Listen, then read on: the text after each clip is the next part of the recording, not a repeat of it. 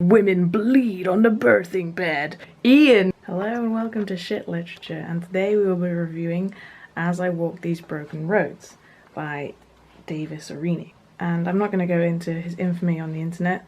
That's not what this channel is about.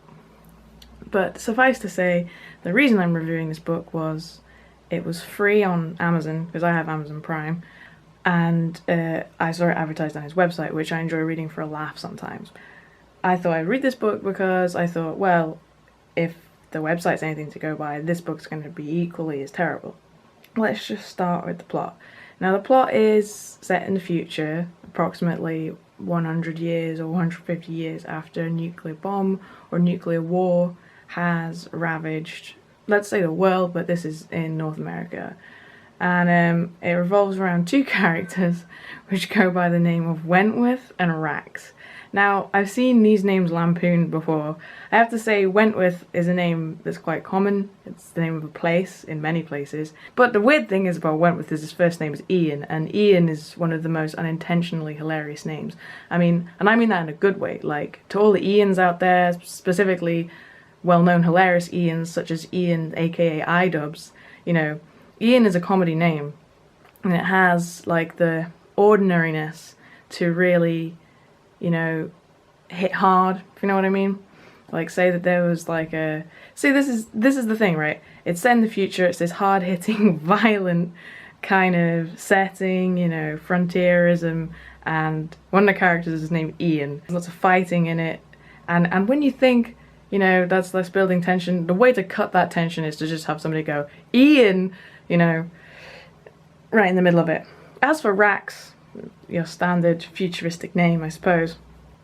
So basically, Wentworth turns up at this town called Landfall and walks into a bar. Then there's like a kind of establishing character moment, like a bar fight. Oh, was there a bar fight? I can't remember. It gets tensiony.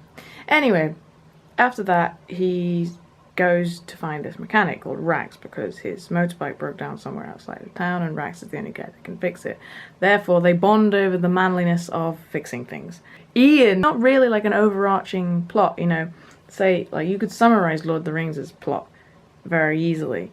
Like, there is the ring, our character and his chums must destroy the ring, hilarity ensues. And then you could go into the themes. You could even just go into the themes with that small bit. This one doesn't have an overarching thing. It's like it was written in like short spurts. Like, and I kind of like, I enjoy literature that's got, you know, like more of a short story format too. Like, especially Will Self writes a lot of literature like that with a kind of overarching universe, but with many characters and small individual stories, which can really pack a punch. Like the one, I can't remember what it is at the name of the book, but one of the stories or parts of it is that when people die, they don't go to heaven, they don't go to hell, they get reincarnated and go and live in North London. It's sort of slightly amusing, and I mean, with Will Self, it's well overwritten and extremely verbose, but in a delicious, nourishing way, rather than in an annoying, detracting way. Now, talking of things being overwritten and annoying and detracting, this is not. Ian, basically, they get up to shenanigans, this pair, Wentworth and Rax. The first one starts with basically the whole of the Landfall community getting killed by this band of people with yeah, with really stereotypical, terrible names. One of them's called, I think they're called like the Mad Dogs or something, or one of them is called Mad Dogs. And they're like this kind of biker outlaw gang thing, and then they kidnap all the town basically and take them to this like radioactive, this old building that's been used as a radioactive dumping ground. And then Wentworth and Rax take these pills so that they don't get radiation poisoning, because that's exactly how iodine works, right? And rescue them, but then turns out, and then kill everybody apart from this guy called Falcon, who turns out to be a Chekhov gun that stays on the wall and does nothing. Who runs off into the wilderness and never comes back, so that's a waste of a character there. And yeah, and then once they've rescued all the town, they come back and everyone dies of radiation sickness apart from Wentworth and Rax, because reasons. And then a couple of friends they made who was like traders say, oh yeah, you should come to this other town called Blackstock, where they're experiencing problems with these like people that are similar to the people that you killed earlier, so you should help us. And what they're doing is they're exploiting these other people called the Menites or something, who live in the desert, and they make food and shit. And it turns out, oh no, they're all in league. And then again, the same story happens again. There's like a big kind of showdown thing, and the bad guy in this one's called Slayer, and then they're all killed. Then after that, they're sort of like drinking, and Wentworth has his like the one sex scene in the whole book, which is, oh my god, I mean, Ian, Detective Robertson in Filth, has sex with lots of people in the book, but those sex scenes serve to tell you something about that character. So, for example, that he's dominating, that he doesn't care about the people, or later on in the book, spoilers, show his vulnerability and his deteriorating state of mind, right?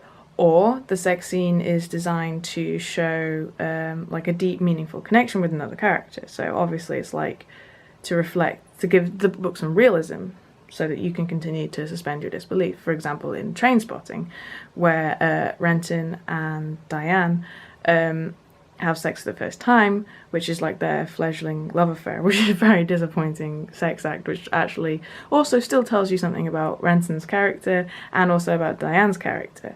So this sex scene in this book between, I can't even remember the name of the woman, between Ian and the woman, and it's just like the dullest sex scene I've ever read. Today you're the hero, Wentworth, and you should be smiling. Call me Ian. Ian! She leaned forward and placed her lips on his. At first it was gentle and friendly, but she didn't disengage. Their lips slid against each other, wet from the beer, and the sudden hunger enveloped both of them. Wentworth let go of his glass and placed his hand on the back of her neck, pulling her towards him. Their mouths opened and their tongues met. After a long moment, they finally pulled apart, both panting, their faces flushed.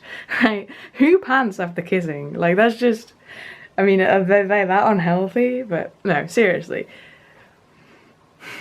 It's just unbelievably awkward. I mean, it's... Anyway, there's so much more. "Do you want to get out of here?" asked Wentworth. "My place is down in the town square."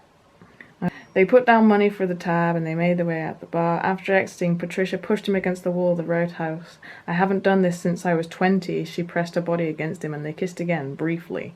They made the 5-minute walk back to her apartment, holding hands. Patricia lived a walk up above a cobbler. They kissed while she unlocked the front door and she led him up the stairs, his good hand on her hips. She opened her apartment door, entered into the suite's kitchen, and they started kissing again. A fierce hunger drove them. Something awakened in both their chests, and their kisses became violent. Right, so this is an example here of definitely why it lacks passion, because he's telling, not showing. He says a fierce hunger drove them. Why not show the fierce hunger driving them? Why not have bullshit like they walked back to the apartment holding hands? I mean, that is, or they made the 5-minute walk back to her apartment holding hands. Like, that is, not only is that a dead, miserable line, it doesn't show anything. It doesn't really show anything about how they're feeling about each other. It completely detracts from the scene. It's just random guff. And I mean, this book is very, very, not liberally, like the opposite of liberally written. It's very scarce in its description, and some bullshit merchant has said it was like a Hemingway, right? Because Hemingway doesn't put who says what next to his characters, as if this guy is so thinly read, to quote Eddie Izzard, that they can't think of any other author other than Hemingway that doesn't write so and so said Burr and then blah blah blah said Burr. Like, you know, that's like a very, very common way of writing, and yeah, so it's so sparsely written that to have to include this line in it as well already makes it feel like there's too much guff surrounding the already shit, but I guess at least vaguely necessary description of how they're kissing and getting off with each other. A fierce hunger drove them. Something awakened in both their chests, and their kisses became violent. Wentworth shed his jacket and boots like a snake, while she removed her utility belt, walking backward towards the bedroom, kissing him the entire time. See this, how they take off the clothes, you know, you could put so much more description into that act. I mean, here it's just a couple of sentences, but That could be, you know, oh, for the love of God. Focus, damn it. There we go. That could be, you know, you could ignore the walking back to the apartment. You could, I mean, this book does a lot of that thing where you like jump around between narrators, jump around between scenes, like, and I have no problem with that. That kind of punchy writing. I mean, it can be punchy. It's not punchy here. It fails miserably here. But that punchy writing style, switching between perspectives and locations, really worked. Say, for example, at the beginning of Aldous Huxley's A Brave New World, it was like a movie. Actually, when I read it, you know, the imagery was so clear in my mind. That each specific location had different descriptions or different features that stood out, so that when you jump between them and when the jumps got shorter and shorter and faster, it didn't feel confusing. So I have no problem with that jumping around, the punchiness, but I'm saying that then remove all this other garbage that's around the sex scene and expand on the stuff that's really important in a sex scene. So the individual acts, the removing of the clothes, the kissing, the how they remove it, you know, how they behave, the way that they do things. They could be so much further expanded upon, and but he just doesn't have the imagination, I don't feel. Anyway, so moonlight streamed in from the window, lighting up everything in shades of blue and silver as Wentworth undid the buttons on her uniform and unhooked her bra. She unbuckled his belt and removed his pants. It's just a list of actions, and they're just dull actions, boringly described, or just not even described as just, she said this, he did this, they did that. They fell onto the bed, still half-clothed, grinding against each other, running their hands up and down each other's bodies. Hers was muscled and firm, small breasts with dark nipples, black against the blue of her skin. They reached up and undid the clasp, holding her hair back in a tiny bun, and it streamed over the pillow, smelling of perfume and sweat, silky against his hand. She ran her hand up and down him, squeezing and kneading his muscles, sliding his clothes off. Her skin tasted sweet and salty. The musk of their pheromones filled the room. Then they were naked. He entered her, gasping. The sex was desperate. That has to be the most passionless, if it's possible to be the most passionless description of the moment where a man actually enters a woman and the sex begins that I have ever read. I mean, it's, well, I mean, to say the sex begins, I mean, the sex doesn't actually begin at random shit. I mean, that point where he says, then they were naked, he entered her, gasping, the sex was desperate. That is just the dullest, and like, he's basically phoning it in. He's phoning in the sex scene.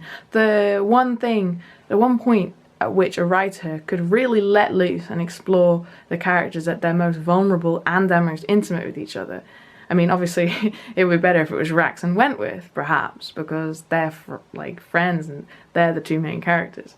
Although, if Aurini was going to write, you know, a gay co-male lead, I don't think that would ever happen. But so then it continues on. Wentworth could feel her hunger. His sense of time faded and she moaned out his name, Ian, when his lips went on hers. He squeezed her breast as her hips bucked against his. All of their worked-up stress combined with the euphoria of the alcohol until it exploded. She climaxed and her moans threw him over the edge. She climaxed. Wow, way to phone it in, Aurini. They drifted in each other's arms, floating in the afterglow.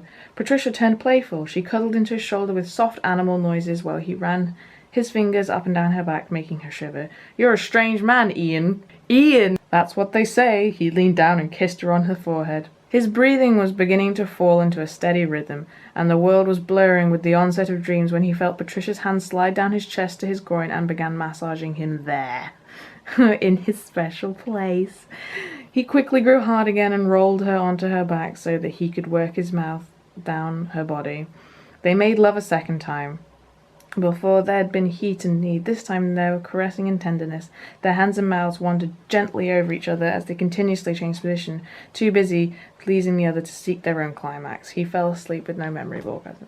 See, that is a real example of how, I mean, I'm not saying that this book, with its already boring and confusing and reductive plot, really deserved a good sex scene. I mean, I could take this plot and, you know, do that to every single part of the book.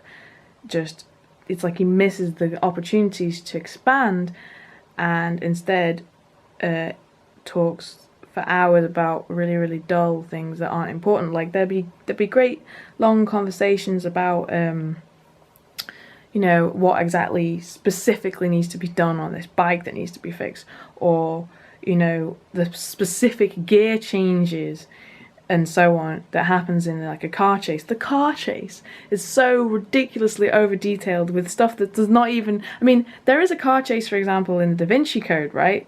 But that does not talk about the gear shifts in such like individual detail as this does. I mean, the car chase in the Da Vinci Code, which, I mean, as far as Dan Brown's books go, I'm not a big fan, but they are written with very vivid imagery. That's why they make such good movies. And that, comparing that car chase to the one in here, which is so overwritten but yet somehow extremely boring still, really goes to show how he doesn't know what makes a book interesting. And in fact, it feels like the whole book was phoned in.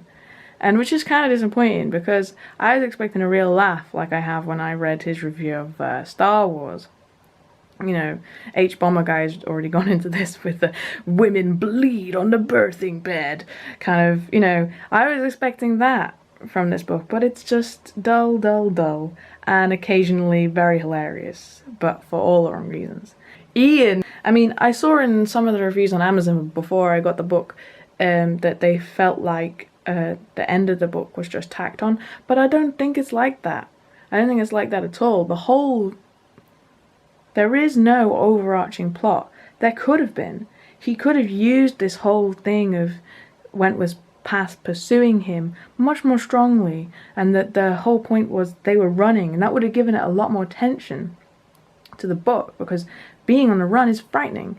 That could have been the point of the book, and these smaller fights would have actually just been things that they really, really weren't interested in getting involved in, and that Rax would be constantly pestering him, asking him, oh, you know, why won't you tell me? Why aren't you being honest with me? And this could like cause real tension between them, because there's a lot of tension between let's not say tension, sorry, there's a lot of conversations, or a few anyway, between Rax and Wentworth, where Aurini like shoehorns philosophy into it very badly, not with anywhere near the panache that someone like Dostoevsky does. Not what Aurini does, but I'm not even going to go into it because it's dull, dull, dull, dull, dull, and lots of authors do it a lot better. So, but, you know, the characters of Wentworth and Rax, generally all they talk about is either mechanics, the state of the world that they live in, tech, which is always called tech by every character. There's not one character in this book, even the narrator, that refers to tech as technology, which is just really sticks in my craw. I don't know why, it's just a bugbear for me. But anyway, also there's a point at which he says, you know, someone could care less. It's couldn't care less, all right? These really careless mistakes. Not to mention the grammatical errors in this book, but again, nitpicking. But you know, Wentworth and Rax could have had a much more interesting friendship had it been about Wentworth concealing the secrets of his past from Rax. So Rax follows him because of the tragedy, say, that happened at the beginning with the death of his love, which, let's say that they had a much stronger connection and not this bullshit that Aurini had written. So, and he feels like he'd lost everything, because even though Landfall wasn't originally his home, it's you know, it's all he had. So he goes with Wentworth after that tragedy, and Wentworth is obviously keen to move off. And then they continue across the country, exploring things, getting into shenanigans. All the while, there's this threat looming that you can see here and there. Like, there'll be certain scenes in bars, there'll be like a person, like a spy, like a poster, phone calls or something, or messages from people, like real stuff like that could have really, really built up the tension. So by the time they get to that abandoned city, like say they've been pushed north, shall we say, by this ever-growing threat, Wentworth has kind of bled out little bits of his story to Rax along the way, and yet Rax still doesn't quite understand, you know? And then in this showdown, everything is revealed, and that's the point at which everything comes out. And it could even turn out that, like, Wentworth's story is not just that, like, you know, they're arresting him for some really vague, stupid reason. Like, he could have been in like a real moral dilemma where he'd had to like kill loads of his own for some reason to save someone, but he couldn't admit the truth to them, and then obviously that makes him a hero, but only to that he's aware of. You know, that could have been a lot better than what we were left with, and we could have even still had that sex scene, but you know, not so badly written. Ian. So overall, I would say that the only things that I liked about this book would be that Rax's kind of miserable, pessimistic attitude was amusing to me because it made me feel like he didn't want to be in the book at all, or at least I like to imagine it that way. I kind of liked the feeling of the Wild West setting, which could have also been played on a little bit more, you know, like instead of going down the whole, I mean, I've not played Fallout, but let's just say the whole Fallout route, making it kind of more like a futuristic Wild West, a bit like, you know how Firefly is supposed to be the Wild West in space, like sort of the Wild West in nuclear apocalypse. That would be kind of a little bit more fun. You could play with it, but he doesn't take any risks. He what he finds interesting is certainly not what is interesting, let's say, and he doesn't manage to make things that could be interesting. Talking shop can be interesting, it can be funny, and it can be amusing even to outsiders, but he doesn't manage to do that. He basically, as far as I can see, does not have the fiction writing skills to make any of it interesting or entertaining or enlightening, and especially with that philosophy shall I say, shoved in there, which is derivative, dull, and underexplained like everything else. It's just basically, I mean, I saw someone that said it was mediocre, but it's not. It's almost just pointless. It's like a pointless endeavor. It adds nothing. So because it lacks that initial passion, it lacks the author feeling like his characters are real people that deserve real lives and real events. It suffers greatly. It suffers to the point that you know, it basically shouldn't have been written, in my opinion. And I hate to say that about a book because, you know, it would discourage some people from writing. But the thing is that if you feel like you have to write, and you have to write fiction, and you have to give these characters life, then it will show in your work. You know, all good work starts with passion, and I feel this one didn't start with passion, because it certainly doesn't feel passionate, and I can't feel that at the end of the day. So, in conclusion, I'm disappointed because it doesn't have the crazy madness that I've always enjoyed, at least perhaps not the way that Aurini expects you to enjoy his website, but I've always enjoyed his vlog for its madness, even though it's absolutely deplorable political views. And I was hoping that this book would have a little bit of madness, you know, 300 pages of a laugh. And it was 300 pages of, and then Ian, and that was it. So, I'd say 1 out of 10. Aurini out. Ian.